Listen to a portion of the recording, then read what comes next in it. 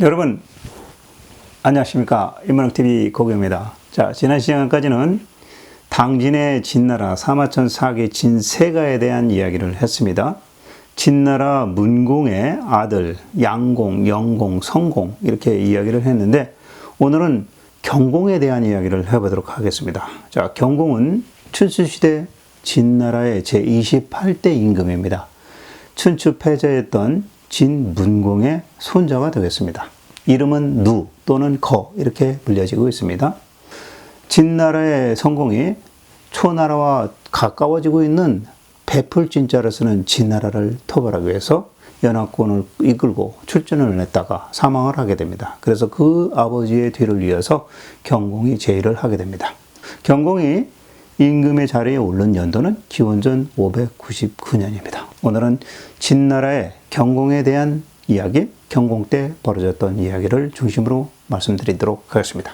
자, 먼저 이 시점에 초나라는 춘추패자 제3호라고 할 수 있죠. 초장왕이 초나라를 이끌고 있었습니다. 그래서 초나라는 계속해서 그 영역을 넓혀가기 위해서 남쪽에서 북쪽으로 북상을 하는 그런 과정이었습니다. 자, 이때 금방 말씀드렸던 베풀진자를 쓰는 진나라에서 진나라 대부 하징서라는 사람이 자기의 군주를 시해하는 사건이 일어납니다.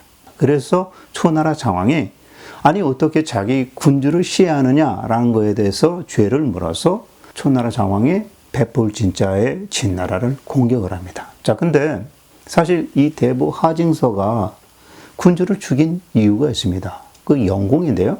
이 영공을 왜 죽였냐면 하징서의 어머니가 약간 음란한 그러한 여자였던 모양이고 또 당시에 이 진나라 영공이 여색을 무척 밝히는 그런 임금이었습니다. 그래서 자기 신하들 여러 명과 같이 이 하징서의 어머니를 농락을 하고 불륜을 하고 뭐 이러면서 생활을 했습니다. 그러니 그 아들인 하징서가 자기 어머니를 우습게 여기고 갖고 놀고 하는 이 군주가 얼마나 보기 싫었겠습니까? 그래서 보다 그 꼴을 못 보게 되니까 결국 자기 군주를 시해를 해버린 겁니다. 그리고 이 군주, 베풀진자의 진나라의 군주가 죽고 나니까 그때 그 태자였던 사람은 당진으로 망명을 해서 도망가 버리고 그 다음을 이을 대상이 없었습니다. 그래서 하징사가 직접 진나라의 군주다. 내가 군주 자리를 하겠다. 그래서 군주의 자리에 올라버립니다. 자, 그렇게 되니까 초나라의 장왕이 자기 군주를 죽였다 해서 반란죄로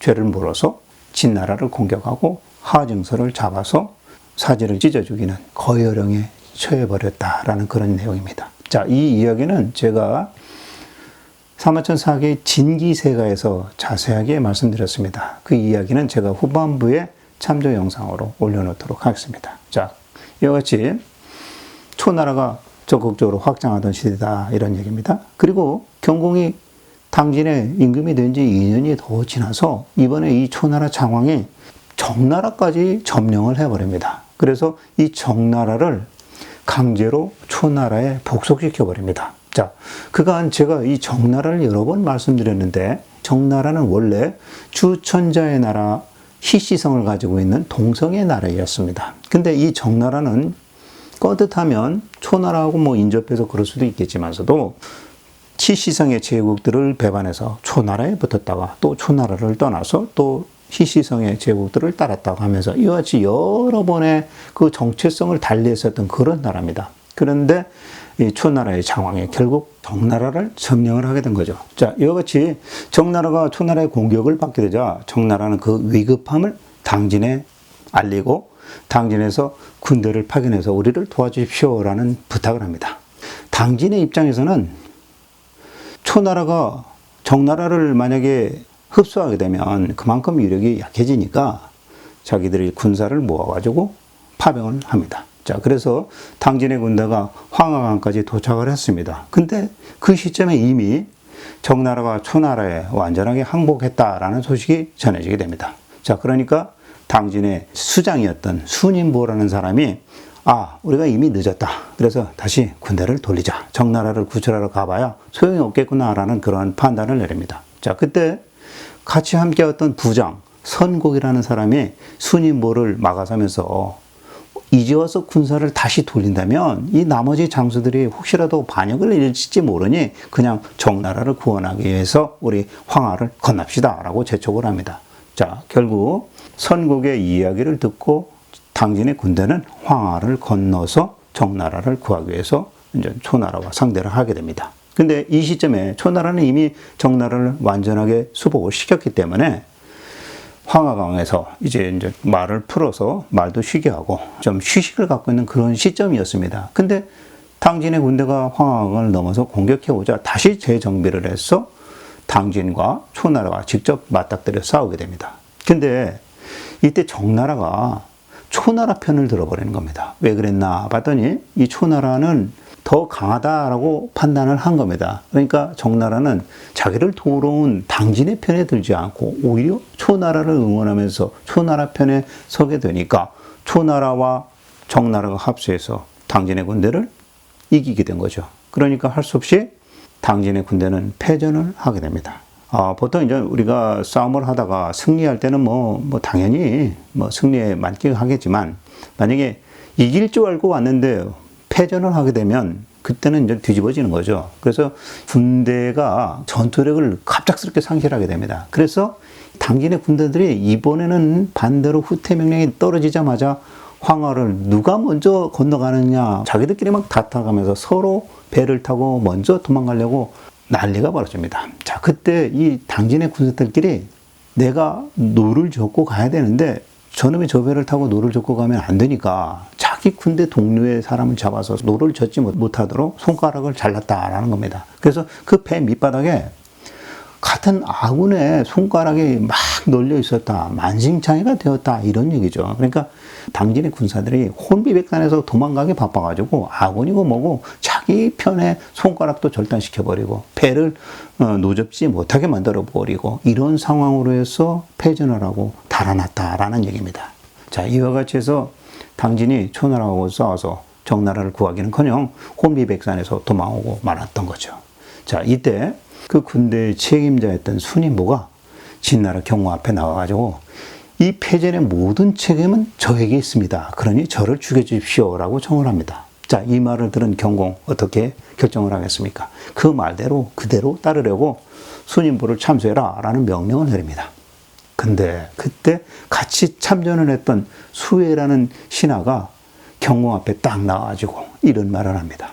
임금님, 예전에 할아버지 되시는 문공께서도 초나라의 성왕과 성복에서 싸웠을 때 그때 우리가 이겼지만 초나라 패전한 그 초나라 장수가 자옥이 있었는데 이 자옥이 패전하고서 초나라에 돌아가자 초나라 성공은 패전했다 해가지고 그 자옥을 자기 신하의 장수를 죽여버렸습니다. 그때 누가 더 기뻐했는지 아십니까? 바로 우리 임금 할아버님 되시는 문공께서 엄청나게 기뻐하셨습니다. 그런 걸 봐서라도 지금 우리 군대가 이미 초나라에게 패전을 했다고 해가지고 우리의 장수를 우리 손으로 죽인다면 가장 좋아할 사람은 바로 초나라입니다. 라는 말을 합니다. 자, 이 말에 결국 패전을 했다 해서 책임을 물어서 그냥 죽일 수는 없다. 그거는 오히려 초나라를 도와주는 꼴이 된다라는 그런 얘기죠. 자, 요즘 시대에도 이 지도자라고 하면 보통 이제 그 자기 밑에 선임하는 그런 각 기관장이 될 수도 있고 수장들이 있겠죠. 그때 그 밑에 책임자들이 일을 망쳤을 때 아니면 그르쳤을 때 그에 대한 책임을 물어서 파면을 시키거나 아니면 퇴치를 시키거나 이렇게 하죠. 그때 그 당사자보다는 그로 인해서 또 다른 누군가 반사익을 얻게 될 수도 있다라는 그런 얘기가 되는 것 같습니다. 자, 우리가 한자로 이런 말이 있습니다. 승패 병가지 상사라는 말이 있죠. 자, 여기서 승패, 이기고 지는 것, 이거는 병가지 상사다라는 얘기죠. 전쟁을 아주 직업처럼 일삼고 있는 군대 같은 경우, 군인의 입장에서 보면 이기고 지고 하는 그러한 일들이 아주 당연한 것으로 알고 있어야 한다라는 것이죠. 그래서 이겼다 해서 기뻐하지도 말고 또 졌다 해서 낙심하지 말아야 한다라는 그런 얘기죠. 이기고 지는 것, 이거 있을 수 있는 일이라는 얘기입니다. 그래서 승리하고 패하고 하는 것들, 이러한 것들은 얼마든지 다반사로 일어날 수 있는 그러한 일이기 때문에 이겼다 지었다라는 걸 따지기 이전에 오히려 그것을 교훈으로 삼아서 다음에 우리가 또 어떻게 더 잘할 것인지 그러한 격려 내지는 분발 이런 것을 돌아봄이 더 올바르다라는 그런 얘기입니다. 자, 이런 말이 있죠. 접은 놈이 이긴다. 매일같이 승리한 사람은 접어지를 않았기 때문에 결국 마지막에 아주 큰 패전, 재기 불가능한 패전을 맛볼 수 있습니다. 또 이런 말이 있습니다. 이기는 방법을 배우기 위해서는 지는데 그 이기는 방법을 배우는 것이다. 지는 게 이기는 것이다. 라는 이런 얘기도 되겠습니다. 자, 그래서 우리가 지도자, 리더이라고 하면 어떤 의사결정을 내릴 때 그 결정이 누구를 위한 결정인지 한 번 더 심사숙고하고 결정을 내려야 된다라는 얘기인 것 같습니다. 자, 이와 같이 경공은 수의 이 진언을 듣고 패전을 했지만 그래도 그 순인보를 용서하고 죽이지 않았습니다. 반면에 순인보가 황하에서 이미 정나라를 구하기 늦었다라고 해서 회군하려고 할 때 가장 앞에 앞장서서 회군해서는 안 된다. 황하를 건너가서 초나라를 싸워서 이기고 정나라를 구해야 한다고 강력하게 주장했던 선곡. 선곡이 부장이었는데 이 선곡은 어떻게 했느냐면 패전한 거에 대해서 자기가 책임을 받고 혹시라도 내가 본국으로 돌아가서 혹시 죽음을 당하지 않을까 싶어서 아예 당진의 나라를 버리고 정나라로 도망을 간 주제에 또 정나라 가가지고 오히려 당진을 어떻게 정벌할 것인가라는 그러한 수계를 모의하는 그런 입장으로 딱 변심을 해버립니다. 자, 그래서 이때 당진의 경공이 선국이 도망간 것을 알고 그 선국의 나머지 일족들을 다 멸족시켜버렸습니다. 자, 근데 이 선국이 누구냐? 당진의 춘추패자 문공, 이 경공의 할아버지죠? 문공을 왕이 오를 때까지 함께 수행하고 도왔던 공신이었습니다. 그리고 초나라와 전투를 벌였을 성복 전투 때 초나라를 완전히 괴멸시켜버린 장수 선진의 아들이었습니다. 자, 그런데 그 아들이 자기 아버지와는 전혀 다른 결과를 맞이하게 된 것이죠. 자, 선곡과 순인보 이 두 사람 사례를 두고 우리가 한번 생각을 해보면 한 사람의 어떤 생각과 판단, 그로 인한 어떤 행동, 결정이 얼마나 많은 다른 결과를 보여주는지 실감하게 됩니다. 자, 그만큼 어느 한순간의 어떤 결정이 자기 운명을 바꿀 수 있다라는 얘기가 될 것 같습니다. 이번에는 해양이라는 사람이 있는데 이 해양이라는 사람의 그 신이, 의리, 이거에 대한 이야기를 해보도록 하겠습니다. 경공이 임금이 된 지 6년 차입니다. 이번에는 초나라가 송나라에 다시 진출을 해서 송나라를 공격합니다. 그러니까 다급해진 송나라가 당진의 군사 도움 요청을 취하게 됩니다. 자, 근데 워낙 이 초나라의 장왕이 기세가 당당하고 파워력이 크니까 당진의 조정에서도 섣불리 송나라를 구원하기 위해서 군사를 파병하자라는 결정을 못 내리고 있습니다. 망설이고 있는 거죠. 자, 이때 당진의 신하 중에 백종이라는 사람이 이러한 계책을 냅니다. 실제로는 송나라를 구원하기 위해서 군사를 동원시키지는 말고 말로만 구원병을 보낼 것이다 라고 해서 송나라에 알리자라고 합니다. 그렇게 되면 당진이 군사를 동원해서 송나라를 지원하러 올 것이다 라는 말을 듣고 초나라가 스스로 송나라의 포위를 풀고 돌아가지 않겠느냐라는 그런 계략을 내놓습니다. 자, 이 말을 들은 진나라 경공이 그래, 그거 좋은 생각이야 하고서 송나라의 사신으로 보낼 사람을 해양을 뽑습니다. 그때 이 해양에게 당신은 송나라에 가서 우리가 송나라를 위해서 지원 병력을 보내겠다라는 소식만 전하시오라고 말을 하고 파견을 합니다. 자, 근데 해양이 송나라로 쭉 가다가 정나라를 지나가다가 정나라 사람에게 붙들려 가지고 오히려 송나라로 가지 못하고 적국인 초나라로 끌려가 버렸습니다. 그래서 초나라의 장왕이 잡혀온 해양에게 너 내가 보물도 주고 나중에 너에게 좋은 자리도 마련해 줄 테니까 너 진나라의 사신인 것처럼 그대로 행동해 가지고 송나라에 가서 진나라가 군대를 동원하지 않는다라는 그런 말을 하라고 종용을 합니다. 그러니까 그때 이 해양이 초나라에 잡혀서 송나라에 갈 수 있는 방법은 초나라 말을 듣는 방법밖에 없죠. 그래서 일단 초나라에서 시키는 대로 하겠다라고 말을 하고 그 몸 그대로 송나라로 갑니다. 자, 그래서 송나라에 가서는 초나라가 시킨 대로 하지 않고 원래대로 당진의 진나라가 시킨 대로 우리 진나라가 조만간 구원병을 송나라로 보내올 것입니다. 라는 말을 전달을 합니다. 자, 그러니 그 말을 전해들은 초나라 장왕이 얼마나 열이 받겠습니까? 그래서 안 되겠다. 저놈 저 해양을 잡아서 당장 죽여버려야 되겠다라고 화를 바락 냅니다. 그때 초나라 장왕 가까이에 있던 신하 한 명이 초나라 장왕에게 이런 간언을 올립니다.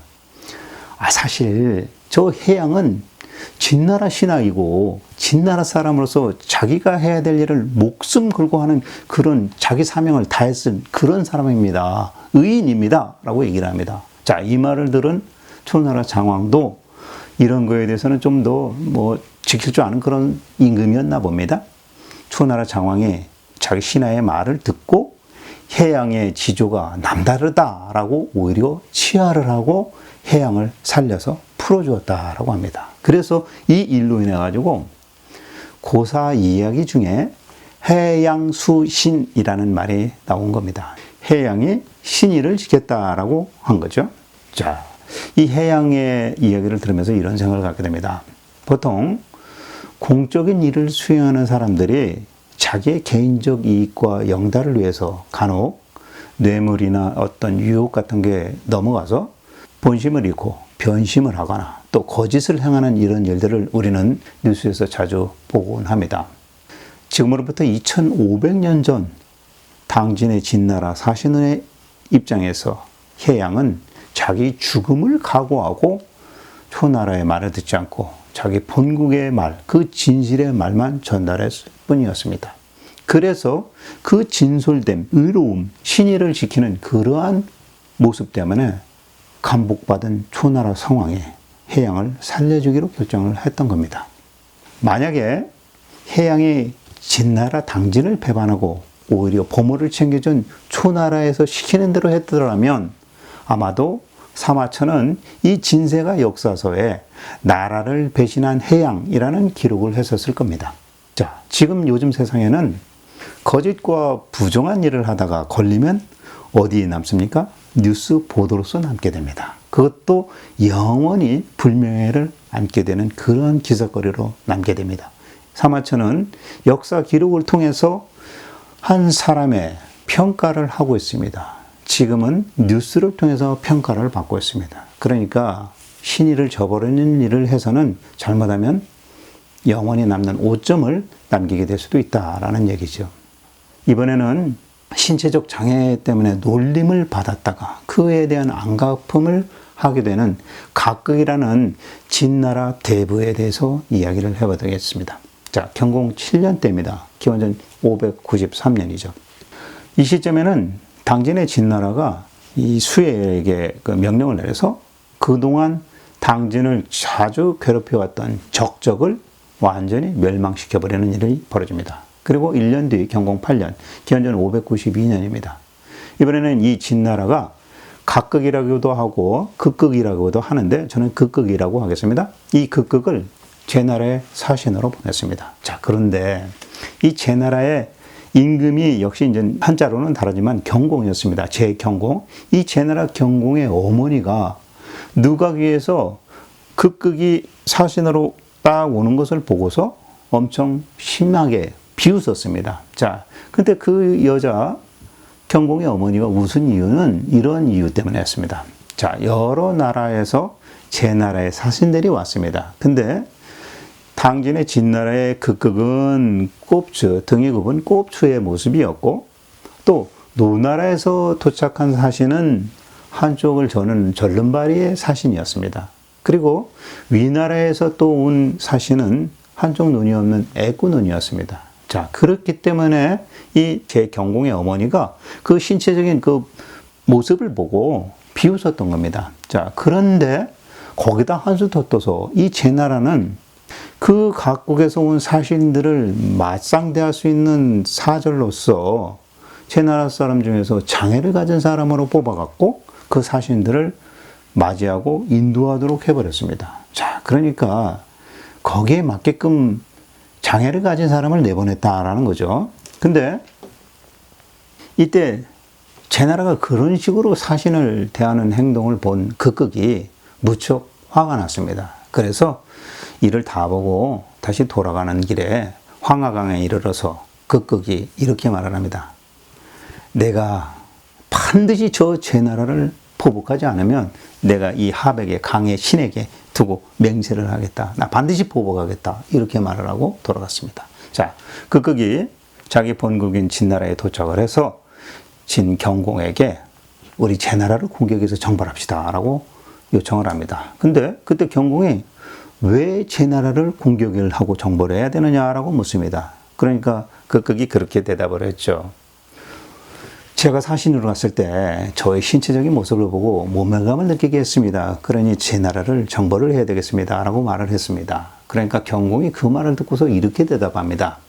아니 당신 한 사람의 그 원한 때문에 나라와 나라가 전쟁을 벌이는 그런 일을 해서야 되겠느냐 라고 반문을 하고 각각의 요청을 들어주지 않았습니다. 저 사실 맞는 얘기죠. 한 사람의 어떤 원한 관계가 전쟁으로 이루어질 수는 없는 거 아니겠습니까? 그런데 시간이 좀 지나서 이 진나라의 가장 높은 지위에 있었던 위문자가 나이가 들어서 은퇴를 하게 됩니다. 그러면서 자기 후임으로 위문자는 극극을 이렇게 추천을 합니다. 그래서 이 극극이 이제 진나라의 아주 가장 높은 자리를 차지하게 되었습니다. 그래서 이제 의사결정권이 높아진 거죠. 자, 그러고서 1년이 더 지났습니다. 경공 9년이 되었습니다. 기원전 591년입니다. 이때 춘추패자 3호라 불리는 초나라 장왕도 운명을 달리하고 죽어버립니다. 자, 이제 진나라는 초나라도 장왕도 죽었겠다. 그래서 이제 타이밍상으로 봤을 때 제나라를 한번 손볼 때가 되긴 된 것 같다라고 해서 제나라를 정벌하려고 공격을 합니다. 근데 눈치 빠른 이 제나라는 당진에게 이길 수 있는 그러한 힘이 없을 것 같아요. 그래서 얼렁 화의를 신청합니다. 제나라의 태자 강을 진나라에 인질로 보내기로 하는 조건을 걸고 진나라 군대를 다시 돌아가도록 협상을 맺습니다. 그래서 결국은 제나라를 치려고 했다가 볼모만 잡고 치지는 않았던 거죠. 하지만 그로부터 또 2년이 더 지나서 경공 11년 되었을 때입니다. 기원전 589년인데 이때 제나라가 먼저 이웃 노나라를 공격을 해서 노나라 땅을 일부 뺏어가 버립니다. 그러니까 이 노나라가 혼비백산을 해가지고 이웃 위나라의 위급함을 알리고 또 위나라와 노나라가 각각 자기 사신들을 진나라에 보내서 극극을 찾아옵니다. 그래서 극극에게 우리를 좀 도와주십시오 라고 부탁을 합니다. 자, 그때 이 극극이 알겠다. 우리가 당신들의 어려움을 알겠다 라고 판단을 하고 이제 군사를 모아서 극극, 그 다음에 난서, 한골이라는 세 사람의 이제 전차를 내줘가지고 이웃 노나라, 위나라하고 함께 연합을 만들어서 제나라를 공격하기로 합니다. 자, 이렇게 해서 연합군, 진나라, 그 다음에 노나라, 그 다음에 위나라 이렇게 세 개 국가가 연합을 해가지고 제나라를 공격합니다. 자, 그때 제나라의 임금이었던 경공하고 이제 전투를 벌이게 되는데 경공이 전쟁터에 직접 나왔다가 상처를 입게 됩니다. 그래서 할 수 없이 후퇴를 하는데 이때 제나라 경공이 자기의 마차를 몰고 있는 호위병, 방추보가 있었는데 이 방추보와 옷도 바꿔 입고 마차에 앉아있는 그 자리도 바꿔놓고 방추보가 임금인 것처럼 하고 경공이 호위병인 것처럼 변장을 해서 도주를 합니다. 그런데 가다가 말고 전차가 나무에 걸려서 넘어지고 맙니다. 그때 진나라 군사, 추격해오는 진나라 군사들에게 잡히게 된 거죠. 그때 이 방추보가 자기가 임금인 것처럼 자기 옷을 입고 있는 경공 보고 너 가서 나 물 좀 먹게, 물 좀 떠봐 하고 보내버립니다. 물 떠오라고. 그렇게 해서 이 경공이 마치 신하인 것처럼 물 들어가는 척하고 그대로 탈출을 해가지고 자기 군대, 제나라 군대로 복귀를 하게 되는 그런 사건이 벌어집니다. 자, 이 이야기는 제가 제태공세가에서 경공, 제나라 경공에 대한 이야기를 할 때 그 내용을 자세하게 올려드렸습니다. 그 뒤에 제가 이제 추천 영상으로 올려드리도록 하겠습니다. 참조하시기 바랍니다. 자, 이처럼 제나라 군대가 전투에서 패해가지고 후퇴를 해서 도망을 가자 진나라 군대는 그 뒤를 쫓아서 제나라 영토까지 공격해 들어갑니다. 자, 그때 제나라가 당해낼 수가 없었습니다. 그래서 결국 제나라 경공은 당진의 군대에게 보물을 이렇게 준비해가지고 바치면서 우리 화친을 합시다, 강화를 합시다 라고 부탁을 합니다. 근데 당진의 각극이 자기 신체적인 거에 대해서 놀림을 한 사람에게 복수를 해야 된다라는 것밖에는 머릿속에 들은 게 없었어요. 그래서 다 필요 없고 보물이고 뭐고 다 필요 없고 나를 꼽추라고 불렸던 그 여자를 내가 반드시 인질로 잡아가겠다라는 말을 합니다. 자, 각극의 이 말을 들은 제나라의 그 대표 사신이 이렇게 각극에게 말을 합니다. 아니, 그분이 우리 제나라 경공 제후 임금의 어머니입니다. 근데 그 임금의 어머니라 하면 당신도 진나라에 임금이 있을 거 아닙니까? 그 임금의 어머니와 똑같다고 봐야 되는데 어떻게 인질로서 임금님의 어머니를 요구한단 말입니까? 그거 너무한 거 아닙니까? 더 이상 그렇게 할 수는 없는 거 아닙니까? 만약에 굳이 인질로 요구한다면 우리는 진나라와 끝까지 싸우도록 하겠습니다 라고 각오를 다집니다. 자, 이 말을 들은 진나라 결국 가만히 생각해 보니까 뭐 그렇다고 그 여인네를 잡아다가 인질로 잡아간다는 것, 그거는 좀 도의에 어긋난 것 같고 너무한 것 같고 해서 결국 제나라가 제의한 강화를 받아들이고 진나라가 철수를 했다라는 겁니다. 자, 극극의 이야기에서 이렇게 보면 신체적인 장애를 갖고 있는 것에 대해서 좀 비아냥거렸던 제나라의 경공의 어머니도 좀 문제가 있지만 또 그걸 빌미로 해서 한 나라를 치고 공격을 해서 반드시 원한을 나의 모멸감을 갚아주고 말겠다라고 한 그 극극의 입장도 충분히 이해가 됩니다. 그렇지만 그래도 우리가 도의상 지켜야 될 것은 지켜야 된다라는 말을 마지막으로 이제 정리를 하고 있는 거죠. 자, 이번에는 진경공이 제외하고 있었을 때 또 추가적으로 일어났던 일들을 조금 더 얘기해 보도록 하겠습니다. 진나라 경공 12년, 기원전 588년입니다. 그의 겨울인데 제나라의 이 경공이 이번에는 진나라 당진까지 와가지고 진나라 경공에게 호칭을 공에서 왕으로 부르십시오라고 제안을 합니다. 그래서 아련을 할 때도 천자의 예절로 아련을 한 거예요. 그러니까 당신이 천자를 대항할 수 있는 그런 위치에 있으니 차라리 왕이라고 불러라. 이렇게 뭔지 모르겠지만 제나라 경공이 아부떠는 그런 오버 행동을 한 거죠. 그렇지만 이 진나라 경공은 내가 천자의 자리를 감당할 수 없다라고 사양을 합니다. 하지만 이때 이 진나라는 그때 처음으로 군사 편제를 육군 체제로 갑니다. 6개 군대 편제로 갑니다. 근데 그 당시까지만 해도 6개의 군대 편제를 갖는다라는 것은 천자만이 가질 수 있었던 그런 군제 제도였다고 합니다. 근데 이 당진의 진나라가 군대 편제를 천자와 동등한 그런 조직으로 가지고 갔다라는 그런 얘기죠. 자, 이 시점에 아까 처음에 초나라의 정나라 공격 때 잡혀간 당진의 장수 지행이 초나라에서 다시 돌아왔다고 하네요. 자, 이번에는 경공 13년에 벌어진 일입니다. 이웃 노나라 있죠? 이 공자가 있던 그런 나라죠. 자, 이 노나라의 군주였던 성공이 당진에 찾아와서 인사를 하려고 했습니다. 그러니까 당진의 그 나라는 이제 강국이죠. 그러니까 소국이었던 노나라 성공에 인사를 하려고 왔는데 이 당진의 진나라가 노나라 성공을 대접을 제대로 안 한 겁니다. 그냥 깔봤던 것 같아요. 그러니까 삐져가지고 노나라 성공이 거기에 대해서 이제 삐져가지고 진나라를 등져버리고 그냥 가버렸다라는 얘기입니다. 자, 그리고 또 이제 초나라의 대부 중에서 신공무신이라는 사람이 있는데 이 사람이 원래 초나라 대부인데 진나라로 망명으로 와버립니다.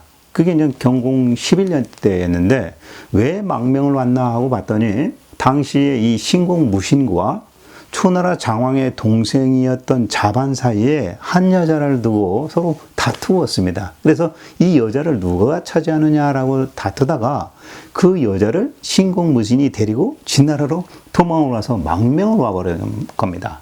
자, 그러니까 그 뒤로 망명 생활을 하면서 이제 진나라에서는 그 신공무신에게 대접을 잘 해주고 자리도 내주고 뭐 해줬나 봐요. 그러고서 시간이 쭉 지났습니다. 근데 이 초나라의 장수 자반이 열이 받죠. 그래서 신공무신이 남겨놓고 간 그 일족들을 모두 다 잡아서 죽여버렸습니다. 그러니까 그 이야기를 들은 신공무신이 화가 나죠. 자기 일가들이 다 죽어버렸으니까. 그래서 자반에게, 초나라 장수 자반에게 편지를 보냅니다. 이렇게 보냅니다. 내가 반드시 내 놈을 분지 돌아다니는 고달픈 신세로 만들어버리겠다라고 편지를 써버립니다. 그리고 나서 이 신공무신이 자기 아들을 포함해서 오나라의 사신으로 이제 갑니다. 그래서 오나라에 가서 뭐를 하냐면, 그 당시만 해도 오나라가 아직은 초나라나 뭐 당진이나 제나라 이런 나라보다는 강성하지 못했는데, 오나라에게 군대 전차를 모는 방법을 가르치고 군사 기술을 가르치고 군사 훈련을 가르치고 뭐 이렇게 해서 오나라가 아주 강국으로 성장할 수 있도록 그렇게 뒷받침을 해줍니다.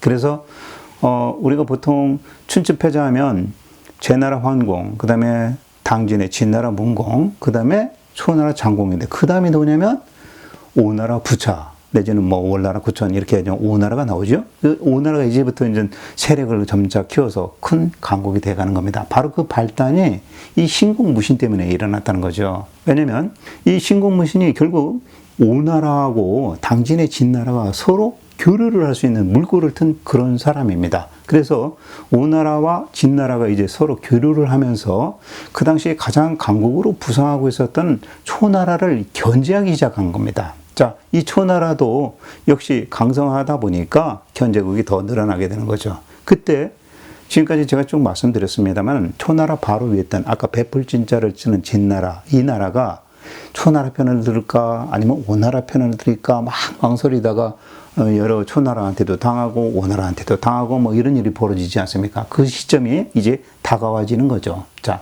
그래가지고 이 초나라를 두고 오나라와 진나라가 처음으로 교류를 하게 되었다라는 얘기입니다. 신공무신의 기여가 컸다, 이런 얘기가 되겠죠.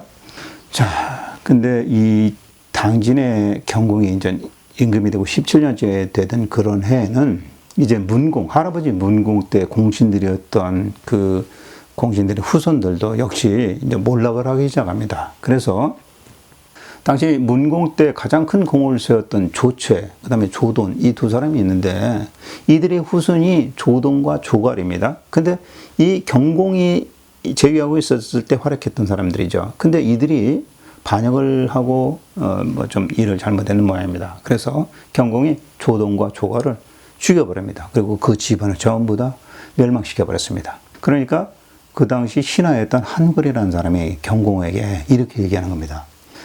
할아버지 때, 문공 때, 조최, 조돈, 이 사람들 공을 그냥 잊어버릴 수는 없다. 그러니 이 사람들을 위해서라도 그 제사가 끊어지게 할 수는 없는 거 아니겠습니까? 라고 얘기를 합니다. 그러니까 그때 이 경공이 무슨 생각을 하냐면, 조씨의 그 후손들 중에서 서자 조무라는 사람이 그나마 이제 궁실 안에 남아서 대접을 받고 있었던 모양입니다. 그래서 조무를 조씨의 후손으로 명령을 하고 조씨의 토지도 이어받게 하고 조씨의 제사를 그대로 지켜나갈 수 있도록 배려를 해줬다라는 얘기입니다.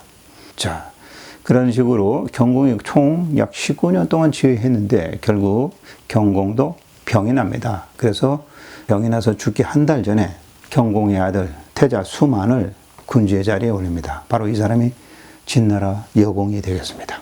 자, 오늘 여기까지 진나라 문공의 후손 중에서 경공 때 벌어졌던 이야기를 해봤습니다. 자, 다음 시간에는 경공의 아들 여공이 상당히 좀 제대로 진나라를 끌어가지 못한 그런 대표적인 군주가 되겠습니다. 여공에 대한 이야기를 또 해보고, 그 다음에 여공이 죽자 또 다시 왕권이 이제 같은 혈육에게 또 넘어가는데, 도공, 그 다음에 그 도공의 아들 평공까지 세 임금에 대한 진나라 이야기 다음 시간에 또 이어가도록 하겠습니다. 오늘 이 시간 여기서 마치도록 하겠습니다. 여러분 감사합니다. 인문학TV 고경이었습니다.